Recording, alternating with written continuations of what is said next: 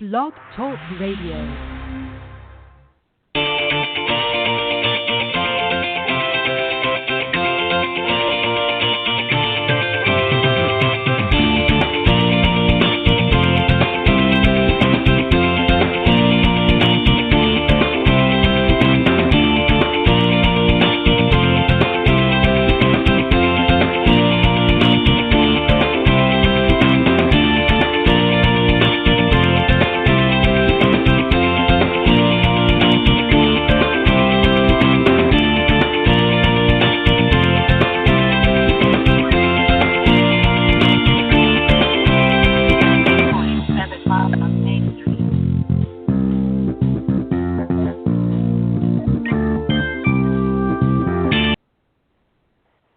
All right, good morning, everybody, and welcome to the Women of Golf show. I'm Ted Odorico, and right alongside, of course, each and every week is co-host, LPGA professional and Legends Tour player Cindy Miller, and we are the hosts of the Women of Golf show. Good morning, Cindy. Good morning, Ted. Happy 4th of July. Exactly. Happy 4th of July to you as well, and to everyone listening to the broadcast this morning. We're glad that you were able to join us on this Independence Day, a very exciting day here in the United States, as always. And I know lots of you are probably still sleeping in a little bit. Some of you have got up to join us this morning. We appreciate that. And I know a lot of you have got some great plans throughout the day of celebration with family and friends. So we're looking forward to, at some point, joining in on that as well. But in the meantime, let me just remind everybody that we are live every Tuesdays from 9 to 10 a.m. Eastern Standard Time here on blogtalkradio.com's Women of Golf. And best way to find us is go to blogtalkradio.com/Women of Golf, or just type Women of Golf up in the search key. For those of you that like to listen in other formats, you can go to iTunes.com or Stitcher.com now and just type in Women of Golf in the podcast section, and that will take you to the page there as well. And for some reason, if you're not able to join us, not to worry, just go to those links and you can scroll down, and all of the shows are, of course, after the live broadcasts are auto-recorded, so you can scroll down into the on-demand sections and listen to them at that point when it's convenient for you. But we're glad that you joined us this morning, for those of you that got up bright and early and ready to listen to some great conversation. Got a great guest coming up here, LPGA Class A teaching professional, Debbie O'Connell is going to be joining us here in the second half, and we're going to start off with a great discussion here this morning. Something actually that I did this past Thursday with some of the guys that came on my show on Golf Talk Live Thursday nights, which airs 6 to 8 p.m. Central or 7 to 9 Eastern for those of you on the East Coast.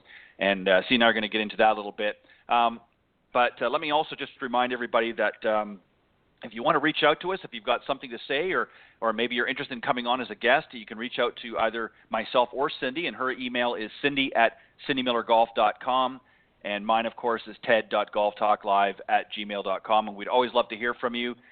You can also call in during the live broadcast on Tuesday mornings. The number is area code 347-945-5855. And just before we begin the discussion, Cindy, you're actually in the car this morning, and you're on your way. Where are you heading this morning? I'm on my way to French Lick Resort and Golf Club. Very good. And I believe you said you're going in there. They've got a qualifier this week? They do. So the first ever LPGA Senior Championship is going to be contested at the French Lick Resort at the Pete Dye course on Monday, Tuesday, Wednesday. And I am not exempt, and I have to qualify on Thursday. So it's about a 10-hour ride from Buffalo, and I would normally fly, but I don't know that I'll get in, so I don't want to make a reservation and, not be able to cancel it. Right. So I'm driving over, and there's probably 15 people for 2 spots, and I've been working hard on paying attention and focusing on the right thing so I can play as good as I possibly can, and hopefully I'll be one of the lucky ones. But if not, I'm thrilled with the opportunity to try. Right, and I know, Cindy, that no matter what, you'll give it your best, and we're going to be praying that the ball flies in the right direction and sinks in the hole in order to get you into that tournament. I would love to have you in that tournament. So we're going to have you in our thoughts and prayers this week that everything's going to go smoothly. Well, thank you. All right, Cindy, let's yeah, well, hey, I have no doubt, and it's not a lot of people don't realize just how much pressure that is to have to go out and qualify for a tournament, and it's not just about playing a round of golf, but it's all the other thoughts that go in. So clear your mind, Cindy, just go out and have fun and give it your best, and we know you'll do well. Cindy, I wanted to talk to on Thursday on Golf Talk Live. I had a group of gentlemen on the show, and they wanted to talk about something specific, and I thought it would be interesting for us to bring it to this audience as well, and just talk about the state of golf instruction today. There's been a lot of changes, certainly some good, some maybe in some people's opinion not so good, but we're going to talk a little bit about that. I just thought it was a very interesting approach to the discussion that we had on Thursday, and I just thought it was something that you and I could share a little bit. And then, of course, as I said, we'll be joined by Debbie O'Connell a little bit later on the show. So let's just start off with the obvious question. In your opinion, what is your thoughts on today's golf instruction, what you see in the industry today, some of the things that you like about it, some of the changes maybe that have gone on that you really like, and maybe some things that you wish were a little bit different. What are your thoughts there? What I like about it is a lot of people are doing coaching programs, which I believe are very important to help people truly understand and grasp the tasks and the skills and the pre-shot routines, if you will, and to be able to prepare and produce golf shots, to be able to go play golf, rather than just a bunch of half-hour lessons. I think that's awesome. What I don't like is all the science and technology that, and it's funny, the top 100 golf list people are scientists, and they look at numbers. So I believe the science is winning over the art. And I would like to see it a little more balanced, because I believe that you need to be able to tweak, communicate with your student by what you see rather than numbers. I believe that we're trying to teach people to be a little too left-brained, and we need to be a little more right-brained and have some more feel and visualize and have some fun. That's my opinion. Yeah, and I would agree with everything that you just said. I think, Cindy, one of the things that I've noticed, and you're exactly right, and let me just preface this a little bit. Neither one of us are certainly against the technology or even the science. I think it's made it very interesting in some respects. I think it's allowed us to get an in-depth look at things about the industry that maybe we never knew on the surface before. So there is a lot of valuable information. The danger with it, though, that I find, and this is the thing that I don't like about some of the technology, as fascinating as it is, I think that we have to be careful as instructors or coaches or however you choose to phrase yourself in this industry. I think that we have to be careful in understanding that this information and this technology is for our use and for our information gathering to help us be able to formulate a better game plan, if you will, to help our students. The problem that I've seen, and Cindy, you may have experienced this in some of your travels as well, is that sometimes people get too caught up in the numbers, and I'm talking about the coaches and that, and what's happening is they've now sort of transferred that to their students. So now the students are caught up in the numbers, and they're not focusing on the very basics and the fundamentals and even just their own ability. They're so caught up in the diatribe of numbers and statistics and things like that it's overwhelming. And so they're not having fun anymore. They're not enjoying it. They're too engrossed in well, my spin rate's this or my club head speed's this. And, on the professional level, I can understand them wanting to have more access to that information. But I think for the average amateur out there, it really doesn't make a whole heck of a lot of difference to them. They just want to be able to hit the ball straight, and they want to, they want to be able to improve their game. So the numbers are great for us, and the science is great for us to understand things a little bit better about the golf swing and about the golf game in general. But I think there's a danger, and I think it's, like you said, Cindy, it has to be balanced out well. So, and I think that's what we have to focus on. And it brings me to another area, and I know a lot of people don't want to talk about this, but one thing that I can say for sure, Cindy, we're not afraid to talk about pretty much anything on this show. And there's a lot, and again, I guess it depends on who you talk to, but I firmly believe this on some level, that golf lessons being taken has been on the decline. And for some of it is partially what we just talked about, but I also think it's a time restriction. A lot of people just don't have as much time available anymore, so their time is being allocated to things that they deem more important. So this is part of the reason. What are your thoughts on that, and what can we do to maybe change it? Now, I know you've got a pretty full lesson plan, but there are some out there that I've heard complain that their lessons have been declining. So what are your thoughts on that? What should the industry do, in your opinion, to maybe make some changes? Well, I believe that, life is crazy. And part of, it's funny because sometimes I stand on the lesson tee and I think, wow, you guys have a lot of time for fun, and I don't have that much time for fun because I'm always working. But I think I think life, it's hard to make a living, and depending on your region, sometimes it's really hard to make a living and have time for fun. Yeah. No, that's Sorry okay. about that. No, yeah, that's not a problem. I agree with that as well, and I think for the consumers out there, for the golfers out there, time has become a premium. There are so many things that are distracting us from some of the things that we would like to do.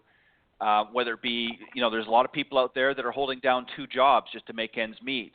The last thing they want to think about is trying to squeeze in an hour or half hour for a golf lesson each week. So it's really difficult, and this is why you see so much information coming online now, video lessons and things like that, because people are virtually walking around with their iPhone or their iPad or whatever their method is, pretty device. much attached to their hip. So they figure, right, mobile. Thank you. It's early, but they're looking for a way to reach these people because they're not coming into the golf, into the pro shop as often as they used to, or to their facility. So they've got to find a way of reaching out to them, especially the younger generation that are very mobile friendly. So we've got to get more creative. But I think what it is, and that's too, why is I created the Learn to Hit It kit, to be honest with you. So right. that, because again, right. these women business professionals said, I just don't want to hire a babysitter after I've been working all day and go find a golf pro that I don't know. Why don't you teach me in my backyard on my iPad? That's a great idea, and that's why I came up with that. I think there's some solutions, though. I think if you reach out to families and you maybe, yes. Get the kids and the parents together and do it as a family unit, I think that there would be a great benefit to that. And I know that I teach a lot of families, and it's something that they can do together, and I think it's great for the parents because they tend to feel guilty that they're working so much and they don't have quality family time. So I think there's some solutions, but we really need to listen to our customers and say, what are you really looking for? How can I help you? Yeah, and that's a great point. And I've said this for years, Cindy. I've said this exact same thing. I think the next evolution of golf is going to be family golf. Everybody's focusing on junior golf or corporate golf or this, and those are all important factors as well.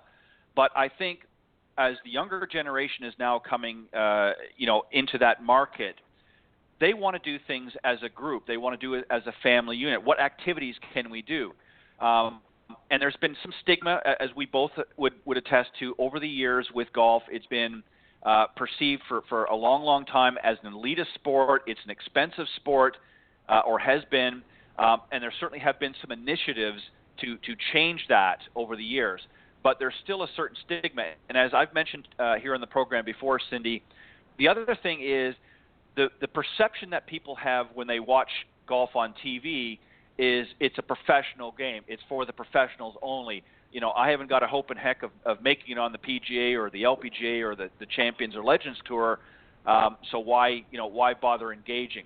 And they don't realize that 99% of the people that play golf don't play on a professional tour.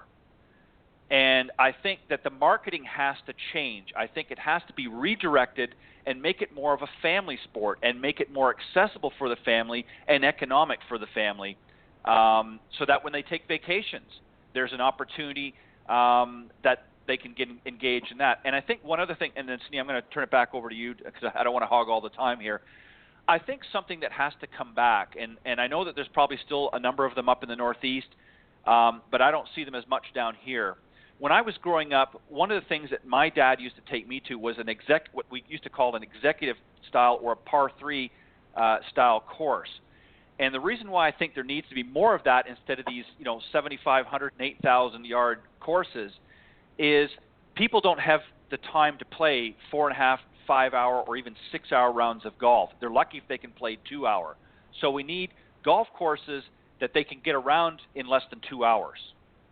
And I think that you would find more people getting engaged. Now, that doesn't mean we're going to do away with the other, but for those executives or those young families that want to get engaged in golf, that maybe just don't want to go to a pitch and putt, they want to actually play some golf, but they don't have the time or the resources to play on some of these championship courses that we see out there.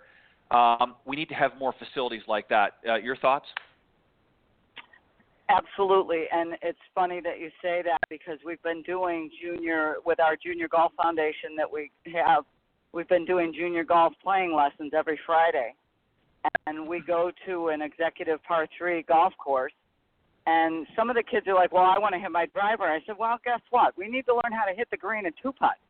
So if you're really good with your irons, you should shoot even par here. And if you're missing greens from 100 yards away or 130 yards away, we've got to work on that. So it's not always about pounding your driver. You can work on technique and you can work on course management and, discerning the wind and the yardage and how far do you want to fly it and what's the playable yardage and making smart decisions on the course. So absolutely. And you know what? We get to play 9 holes, in 2 hours, and that's with foursomes, with Alan and I helping them, and they hit extra shots, and it's perfect. It's just the right amount of time, and, yes, absolutely, we need some more short courses. One of the things that I have some really fond memories, as a youngster playing with my father on those types of courses. Obviously at that age, I was quite young and I wasn't quite ready for the big leagues, as it were.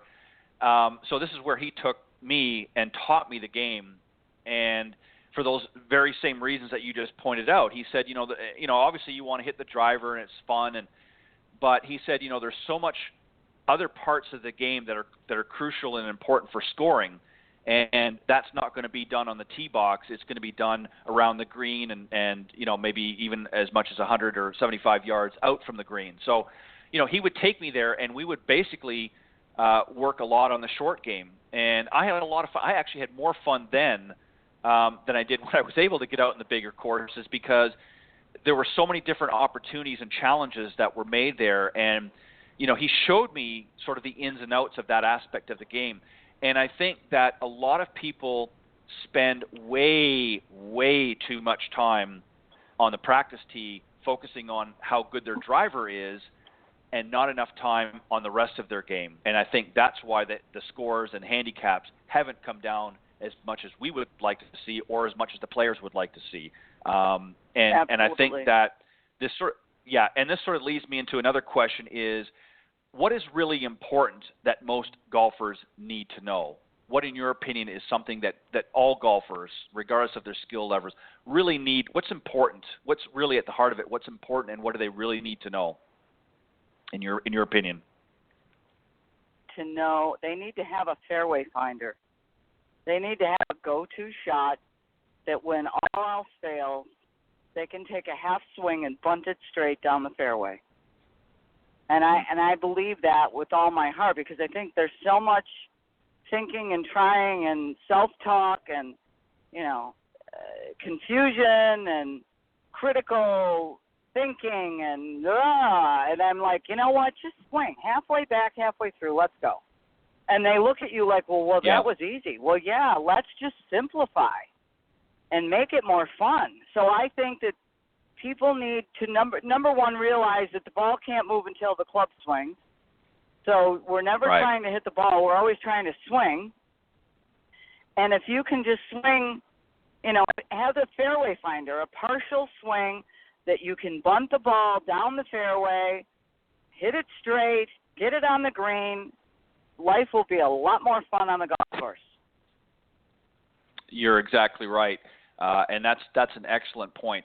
I recently had a gentleman that we worked a little bit on the range with here, probably about 4.5 weeks ago, and we also rolled it into a short playing lesson. We only played about 4 holes, and what was interesting was he wasn't hitting his driver very well out on the lesson tee. And the first club that he pulled, that was a par 4, was the first hole. The first club he pulled out of his bag was the driver. So I asked him before we started, I said, why are you using that club? And he said, well, it's a 448, I think it was 448 yards, par 4. And he said, I need to advance it down the fairway. And I said, well, let's roll it back about 10 minutes. How were you hitting that club on the range? Oh, I was hitting it terrible. It was all over the place. So why would you want to start your round with the club that you're not going to get success with? And it goes to the point that you just made. I said, why don't you dial it back, take a club that and feel confident that you're going to get it into the fairway or into a good position and start the round off with a positive image and positive result, as opposed to something that you already got a negative implant in your head from 10 minutes ago. And this is what a lot of a lot of amateurs fall into that trap, Cindy, and I'm sure you would agree, is they don't have a strategy. They don't have a game plan. They'll just, they figure, I've got to hit my driver because that's the club you use on a longer hole. They don't think. Now, if a professional was not playing well with their driver, they might drop back to a 3-wood or maybe even a long iron or some other club to start their round with. They're going to start with what they know is going to accomplish the task at hand. Would you agree with that? Absolutely. Absolutely. And again, I think it's an awareness. They follow the crowd and they don't stop and think about themselves. And I believe that what we need to help them understand is that most people can't shoot 90. So if we set a goal of let's just try to bogey every hole, people look at me and they go, oh, well, I never thought of that. Well, because you think you need to hit your driver, you try to kill it, you hit it in the woods, then you bang it off trees, and then you make double or triple, and then you're mad, and then you stink, you can't do this. You're self-sabotage. Let's stop and let's make a game plan and become aware of your decisions. And again, once you help them do that, they understand they don't have to do what everyone else is doing. I had a couple last night came in from 8 to 9 o'clock last night. They're like, we really need a lesson. I said, well, I'm leaving tomorrow. I'll meet you at 8 o'clock. Okay. And I said, all right, I want you to hit these balls with your left heel up. He goes, well, I can hit it good with my left heel up. I said, well, do you do that on the course? Well, no. I said, why? Well, can I do that? I said, let me just say something. What if I was God and I said, all right, I'm going to let you win the U.S. Open, but you have to play 72 holes with your left heel off the ground. Would you do it? Well, of course. I said, well, listen to what you're saying. I'm giving you a solution, but you're fighting the solution. So, I said, right. You can sit here and whine if you want, but let's change this. Oh, okay. Yeah. I'm like, wow. Yeah. Sometimes I think they want to wallow in their self-pity. Yeah, you're exactly right. I've worked with people in the past where they'll come with a problem. You'll give them a solution, and the next time they come back, they've gone right back to the same. Well, it doesn't feel comfortable. This feels comfortable, and I'll say to them, well, it might feel comfortable, but it's not working. So sometimes you have to get out of your comfort zone a little bit in order to make those changes. And, that's a great example that you just gave. I mean, heck, if I knew that having my left heel off the ground was going to, yield success every hole, you're darn right I'd be lifting my left heel off the ground. It baffles the mind sometimes, Cindy, when we listen to some of the feedback that we get from our students. And I said to them, look, I know you're not trying to miss the ball. I'm giving you a solution. We need to change your mindset and find the possibilities instead of telling yourself how you can't do this. Change the way you're thinking. And, hopefully they go out and have fun today. Well, it all boils down to really having a positive mindset. And I think this is why so many people fail on the golf course, is because they don't have a positive mindset. They have a negative mindset. They bring it's like going to the airport with 100 bags and you only need one to take on the plane. They're dragging this baggage on there. They get up to the check-in counter and it's, sorry, seriously, I mean, am I not correct? And the person behind the ticket counter says, I'm sorry, sir, ma'am, but you're only allowed one bag on this flight. Oh, I can't take all of these other 99 with me? No, I'm sorry, you can't. You can only have, and that's the thing. But they'll drag it around with them around the golf course in retrospect. But the reason why I did that is I wanted to lead into our guest. And that was pretty good. That was great. Yeah, I think she'll like that.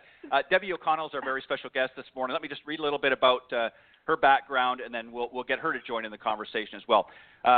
Debbie, of course, is a LPGA teaching and club professional. She's a professional speaker, entrepreneur, and corporate outing manager, as well as an author. And she's also the founder and owner of Golf Positive LLC, and she's a dynamic, engaging, entertaining keynote speaker and leadership advocate who has conveyed her message to numerous Fortune 500 companies. Her authentic, positive nature, gotta love that, motivates and challenges her audience to dream big. A seasoned media professional, Debbie is a published author of Golf Positive, Live Positive. She recorded a tip series, Golf Positive for Audible, which is an Amazon company. She's also continued to have multiple appearances on the Golf Channel, and her next appearance is actually going to be, I believe, next week, July 11th, and has hosted numerous golf-oriented radio shows as well as a television show, Par for the Course. So let's get this positive young lady to join us this morning. Please welcome our very special guest, Debbie O'Connell. Good morning, Thank you, friend.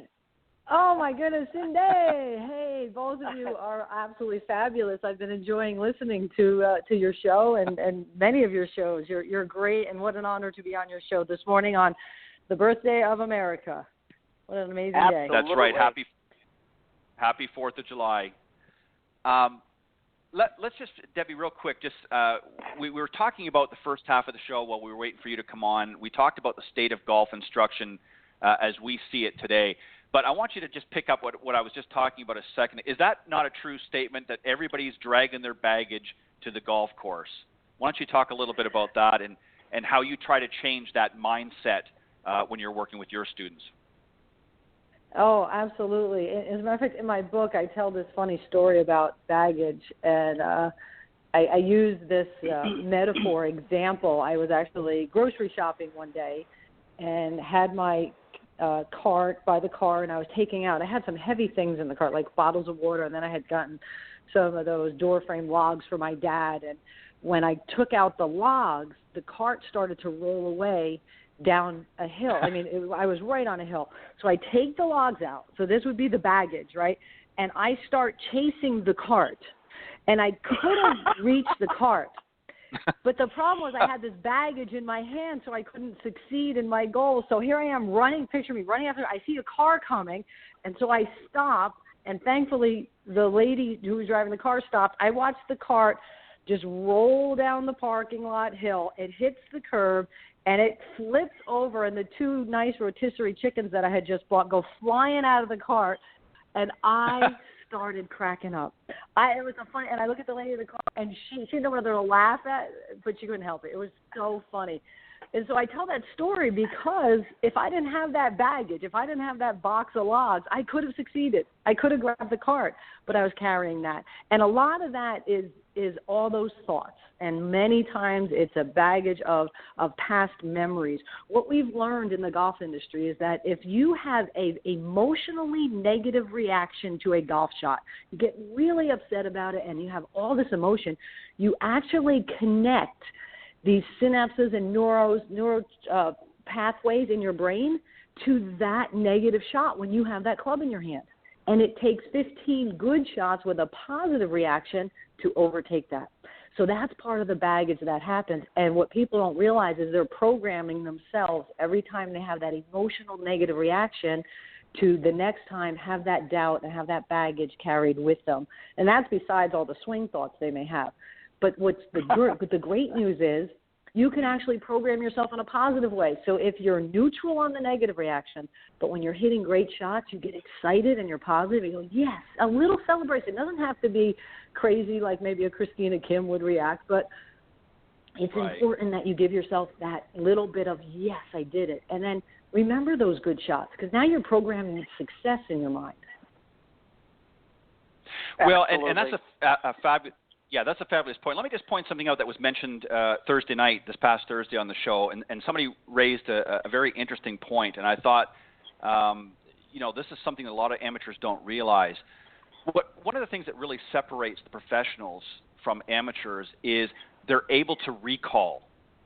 In other words, they have their bag of shots, if you will. They know what they can do with the clubs. They know what they can't do with the clubs.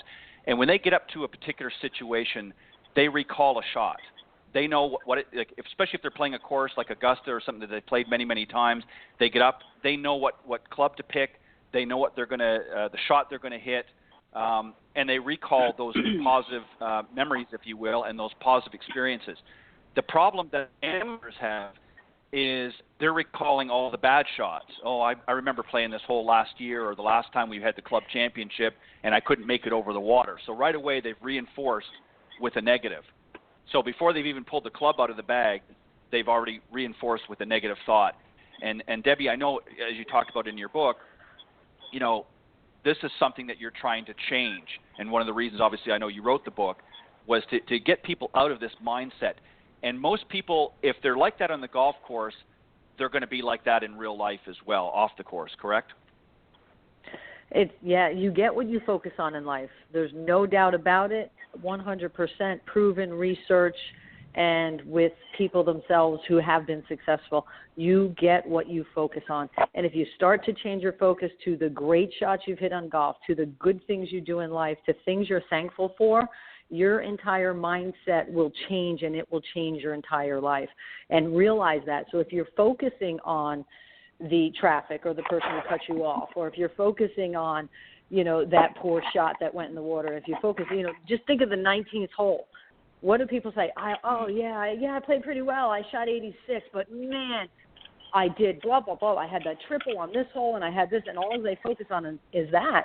And years ago, there was an interview with Jack Nicklaus, and he actually couldn't remember one of the shots they brought up. Well, what happened on the shot on such and such? It was a shot he missed. It was a poor shot. He said, you know what? I don't remember that, but I remember that 30-foot birdie putt I made on this hole. And he recalled all the good shots. So even one of the best players to ever play the game, he would only want to talk about and focus on those great shots that he hit. And you hear that oftentimes with the interviews after the rounds on the LPGA and PGA Tour. You may hear I was stroking the ball well on the putts, even though they didn't go in. So there's a positive statement with that. I've heard that many times on the tour. I didn't make them, but I really stroked it well. I just thought I read them well, but they just weren't falling today. Boom, and they left it as that. They didn't blame themselves. They didn't take it on themselves. They said the positive, even in an interview. Yeah, and that's a great point. And you're right. And I understand that the interview, they want to talk about that. They want to, get some feedback and hoping that, maybe some information they're going to, solicit from the player is going to help somebody out there. But the truth of the matter is, you're right. The players know themselves. They've been playing long enough and they've been playing at a high enough level that they know that if they sit and dwell and focus on all the negative stuff, that is going to filter into their mindset. And they don't need that, especially if they've got the final round coming up tomorrow. The last thing they want to be doing is focusing on all the bad shots they just played today. They're going to focus on the positive from that round, and they may go and work on some things on the range after that round, but they're not going to sit and dwell on negative thoughts, and you're exactly right. So exactly, and what it is too, they'll learn from the shots maybe that didn't go as well. So what they'll do is say, just what you said, I'm going to go work on this, because it's not a failure if you've learned. So they look at it as, okay, this is what's going to plan my practice session, or this is where I need to focus some effort. But it's not that they focus on that shot. They just take it as a learning experience, which we need to do in all of life because we're human beings, right? We will make mistakes. But if you learn from it, or if you try to succeed, if you go for the interviews and you don't get them, or if you try to start your own business and that one doesn't work, but you have this other great idea, if you focus on what you've learned from the experience and turn it into something positive and do better the next time, well, then the whole experience was not a failure, right? It was a success because you turned it into something better. Yeah, exactly right. Now, what was your thought process in putting this book together? What were some of the things that were going through your mind saying, and why did you feel it was an important book to write?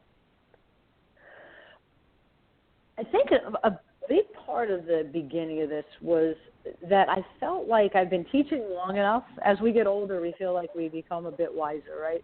And I have learned so much from not only, and probably mostly, my mentors in the LPGA, and Cindy being one of them, that I have listened to and learned from over the years. And then as we teach golf, boy, do we get lessons every time we're on the lesson tee of how to communicate better or what works, and you notice what your students do well and they're receptive to. And every individual is different, but there are some certain cues that really are effective and that work. And I felt like over my years of teaching, I gained a lot of knowledge that I wanted to pass on. But the other part was I've been a student of personal development and human beings and success strategies since I was a teenager.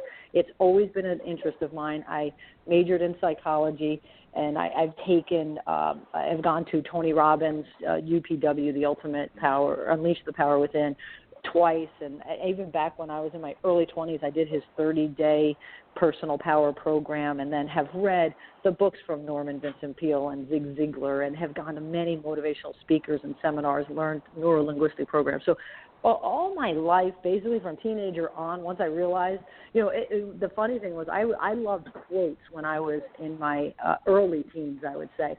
They had quotes on Salada tea bags. They would have a quote of the day, and I would save those. And I had this whole, shoebox of quotes, and I would look at them every once in a while, and I love the positive, inspiring quotes.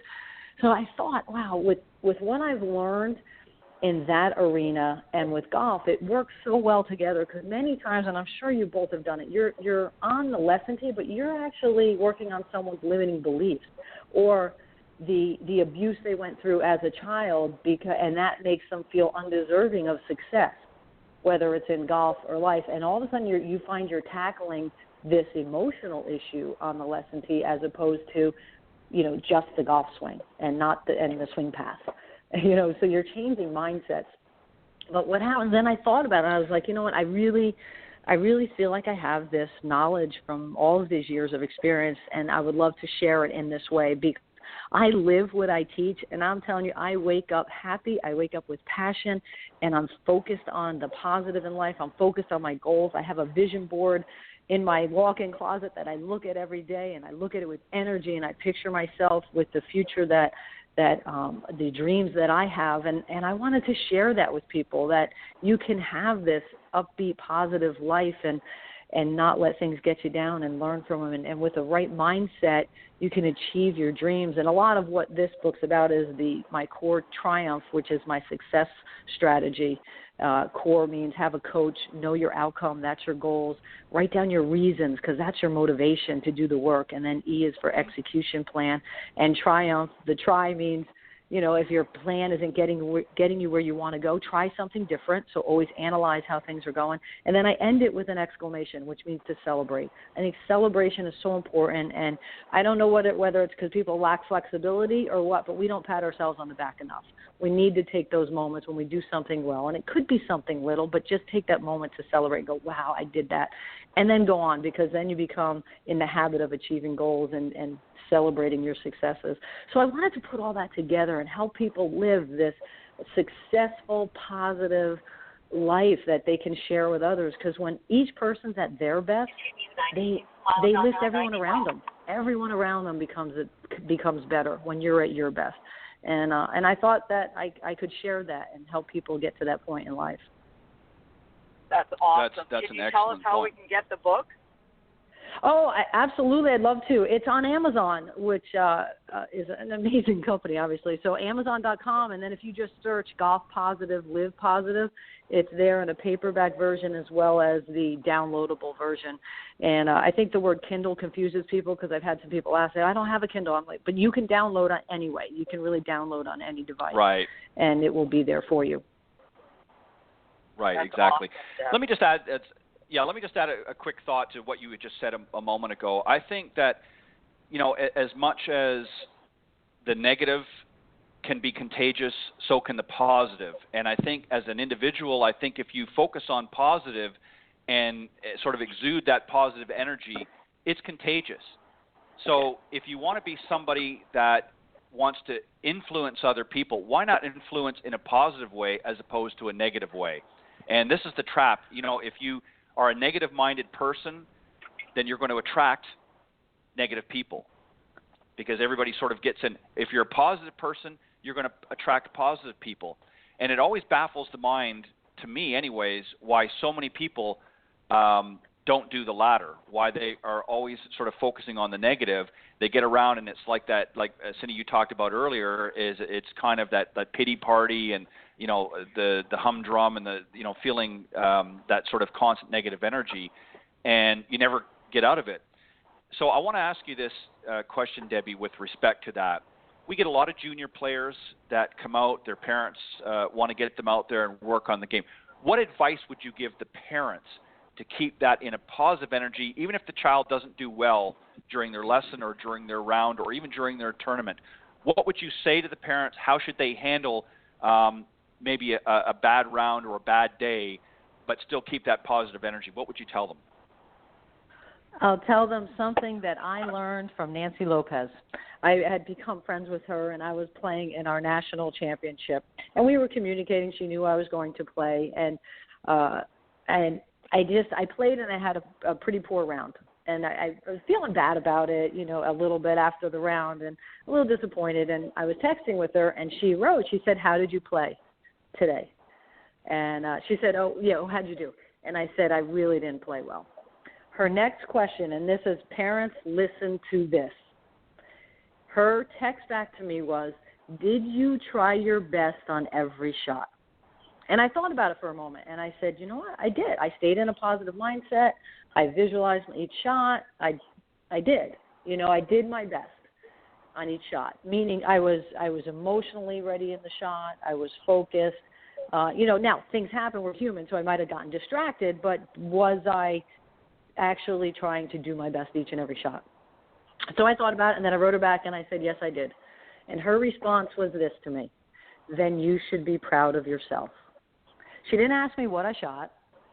She asked me if I tried my best. And I think that's where parents need to focus, especially when it's someone who's really striving, and help them realize that the children are not their golf game. And you don't want the children to think that you're not going to love them enough if they don't play well in golf, because they're still an amazing human being. You want them to know that. And golf is just something they do. It doesn't make them something who they are. And you want to make sure you distinguish those things and make sure your children know you love them no matter what they shoot, and you're proud of them when they just try their best. And that doesn't mean, they're not striving to reach other goals or win the tournament. But remember, when you're playing golf, it's not like one team wins and one team loses. It's one person wins, and then there's maybe 120 others or 80 others or 70 others who don't win. So it's a little bit harder to win. But if they try their best, be proud of them. If they're working hard at their game, be proud of them. And then also, especially for juniors, still make it fun. You can be the best and still have fun along the way. And celebrate successes. I'd say, after a round, if they didn't win or they struggled, remind them of the great shots they hit.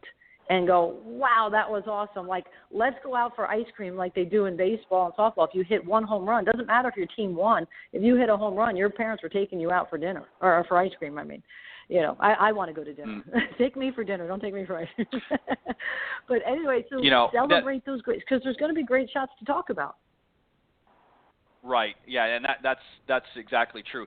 I look at it this way. I think if I would rather, and I know some people may not agree with this, I would rather lose but have fun and enjoy the experience than win and be miserable and not enjoy the experience. And someone say, well, how can you win and not enjoy it? You'd be surprised how many people are at the top of their game but are not happy because they're constantly in pursuit of that perfection. They're never reaching the goals that they think that they should get, and they're in constant turmoil. And if you look through history of golf, there's been a few players like that were in a constant pursuit of perfection, and it's just something that's never going to happen. You're never going to perfect golf.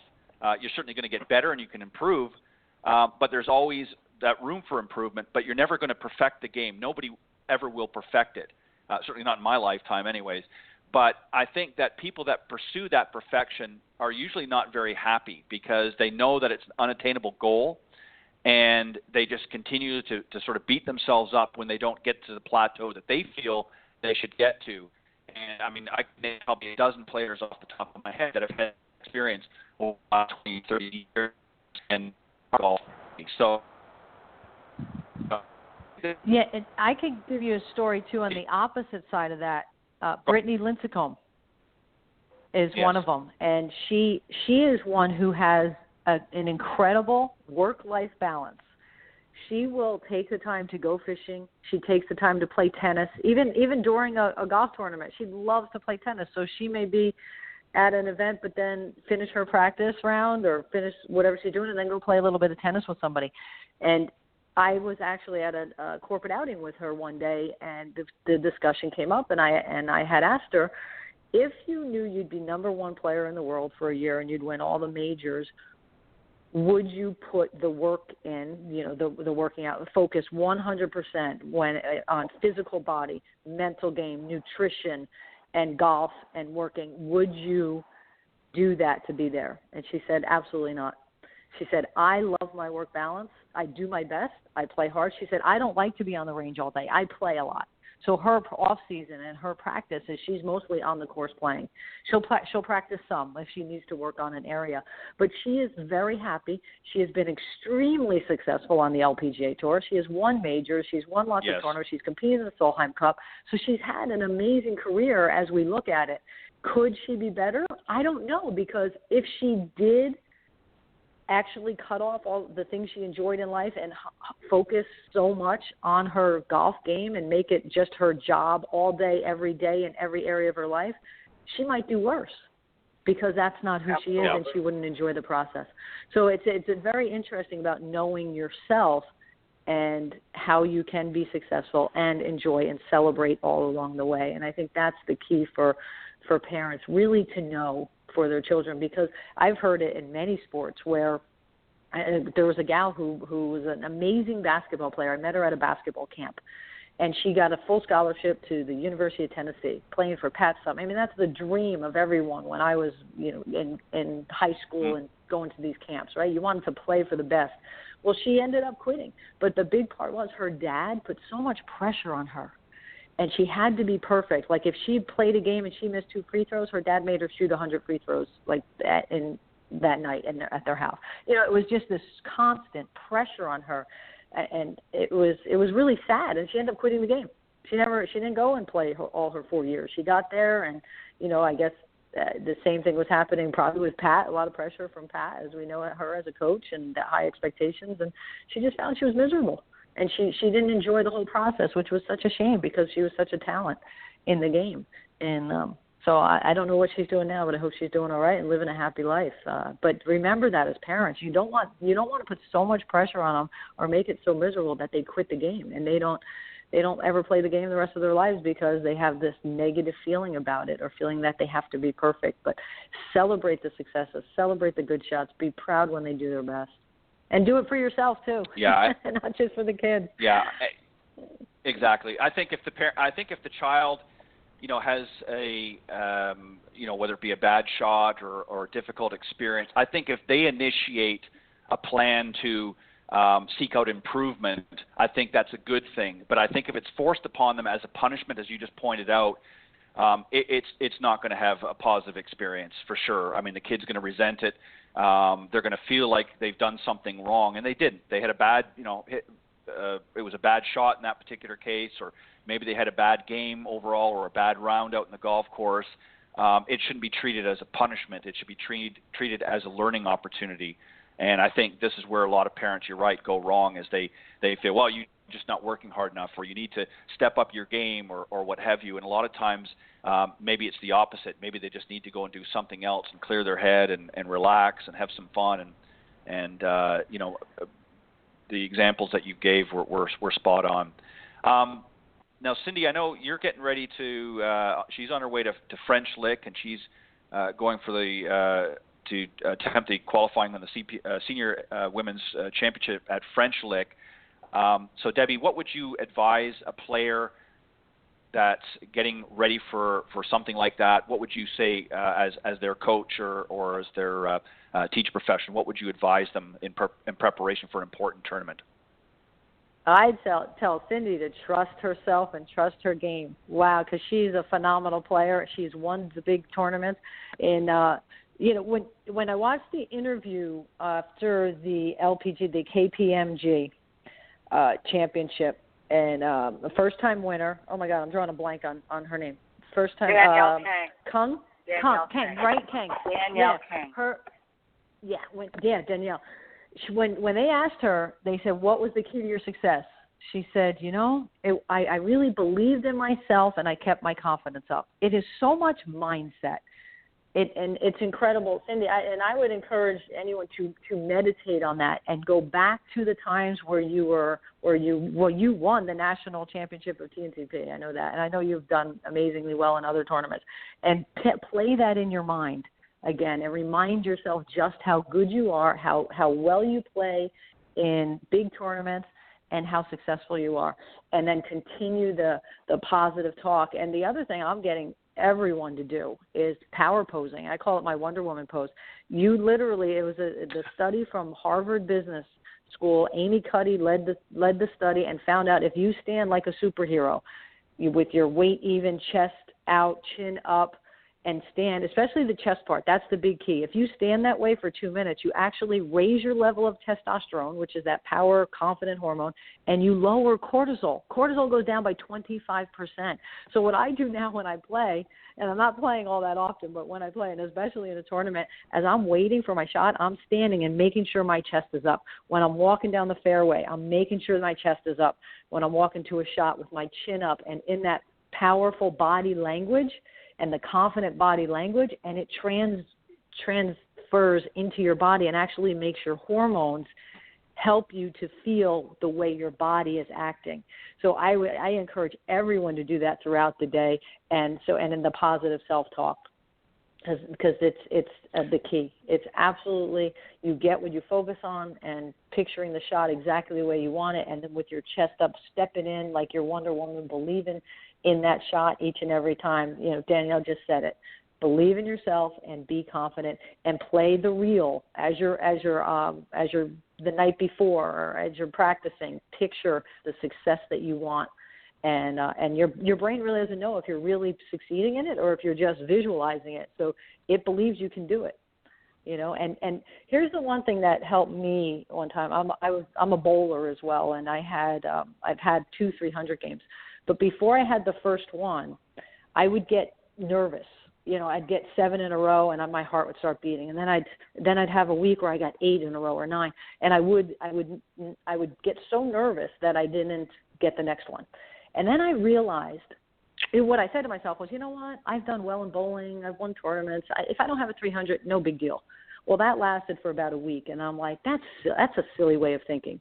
So I changed my thinking to it's possible, because I could believe that 100%. I wasn't 100% I could believe I could shoot the 300, but I didn't think about that anymore. I pictured it. I wanted it, and I thought it's possible. I know I can make one strike, and I know I can make one strike 12 times.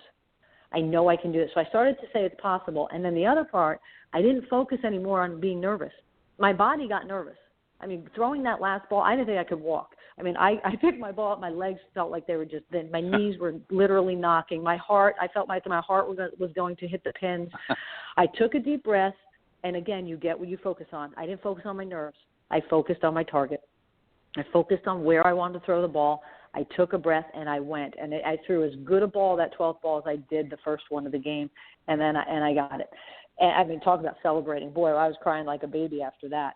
But the point to that, it's not to impress anybody. It's to impress upon you that no matter how nervous you are and how big the situation is and how your body's feeling, you can focus on what you want to accomplish. Let your body feel what it's feeling. You're not going to stop it. You know, you're not going to stop that heart from beating. You're not going to stop the nerves in your body, but don't focus on them. Focus on what you want to do. Take a deep breath and step in confidently and go.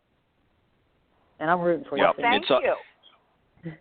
Yeah, it's all about. Listen, I'm writing this stuff down, Debbie, because I figured out what I'm doing wrong all this time. So I'm going to get in my pose after the show, and I'm going to work on all these things that you just talked about. But no, that's some great advice, and you know, I think so many people, as we talked about earlier, Cindy, so many people emphasize on the negatives of their game, you know, and as you talked about as well, Debbie, and during interviews, you know, you don't hear the better players focusing and talking about the bad shots. They may get asked a question about it, but they navigate away from it and they turn it back into a positive, comment or a positive thought. And there's a reason they do that. And I think this is what a lot of our amateurs need to do. And I think that, you know, even if you go out and you don't break 90 or you're struggling to break 100, I think if you have a positive mindset, focus on the task at hand, and don't get yourself so upset if you don't accomplish every goal that you've set out for that particular round. Set some realistic goals, some manageable goals that you know that you're going to be able to easily accomplish, and then maybe one that might have to push the limits a little bit, but don't come out there with an unrealistic expectation. If you haven't broken 100 all year and you say, well, I want to break 80 or I'm going to break 90, just focus on some small tasks, but keep the images and the thought process positive, and you'll be well on your way to some successful rounds. I'm quite certain of that. Debbie, unfortunately, we got to go. Sorry, yep, you go ahead. Oh, okay, because can I make one comment about that?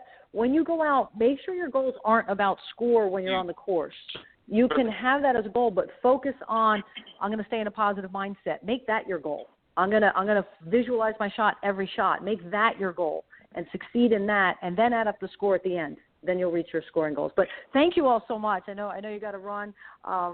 This has been awesome. Again, the book is on Amazon, Golf Positive, Live Positive. I hope you get it. I hope you enjoy it, and it makes your life even better in some way, shape, or form. And Cindy, I'm rooting for you. Good luck in the event, and I know you'll do awesome. Thank you for joining us, Deb. Good luck with your book, and we appreciate it. Thank you. I can't thank you enough. This has been really fun. Bye-bye. Bye-bye. Happy 4th, everybody. Happy 4th. Yep. All right, that was our very special guest. Yeah, that was a very special guest, Debbie O'Connell, a great LPGA teaching and club professional, and the author of Golf Positive, Live Positive that she just mentioned you can get on Amazon. So go and search that out and get your hot little hands on a copy. And as always, Cindy and I are very grateful for all the listeners that tune in faithfully each and every week. We appreciate your support and an ever-growing audience. We appreciate that. So spread the word. Women of Golf Show is here to help you, and we're looking forward to bringing some more interesting guests and some exciting dialogue and conversation. Cindy, good luck this week. I'm rooting for you. I know you're going to do well. Stay positive, and I have a great certainty that you're going to make it into the tournament for next week. But keep positive and just give it your all. And I will see you and everyone else next week here on the Women of Golf Show. God bless everybody, and happy 4th of July. Get out there and enjoy and have a safe and happy holiday. Thanks, everybody. Thanks, Ted. Bye, Cindy. Bye-bye.